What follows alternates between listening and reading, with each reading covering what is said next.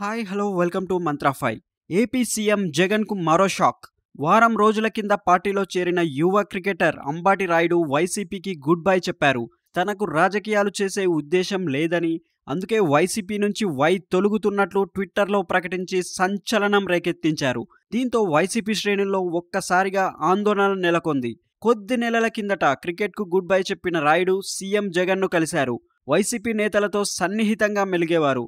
తనకు రాజకీయ ఆకాంక్ష ఉందని, తన మనసుకు నచ్చే పార్టీలో చేరుతానని మీడియాకు చెప్పుకొచ్చేవారు. రాష్ట్ర వ్యాప్తంగా పర్యటనలు కూడా చేశారు. డిసెంబర్ 28న జగన్ సమక్షంలో వైసీపీలో చేరారు.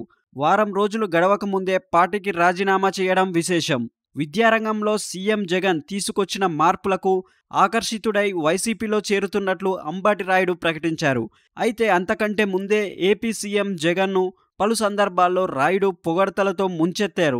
వైసీపీలో చేరుతానని మీడియాకు లీకులిచ్చారు. అంబాటి రాయుడు పార్టీలో చేరక ముందే గుంటూరు పార్లమెంట్ స్థానం నుంచి పోటీ చేస్తారని జోరుగా ప్రచారం సాగింది. అటు రాయుడును వైసీపీలో చేర్పించడానికి ఆ పార్టీ నేతలు ఉత్సాహం చూపారు. అయితే సడన్గా రాయుడు రాజీనామా నిర్ణయం తీసుకోవడం కారణం ఏమిటి అన్నది మాత్రం అంతుపట్టడం లేదు.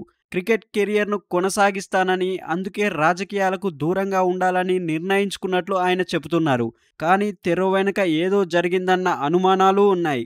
కోరుకున్న సీటు దక్కకపోవడమో, లేకుంటే వైసీపీ ప్రజా వ్యతిరేకత ఎదుర్కొంటుందని తెలుసుకోవడమో ఏదో ఒకటి జరిగి ఉంటుందని తెలుస్తుంది.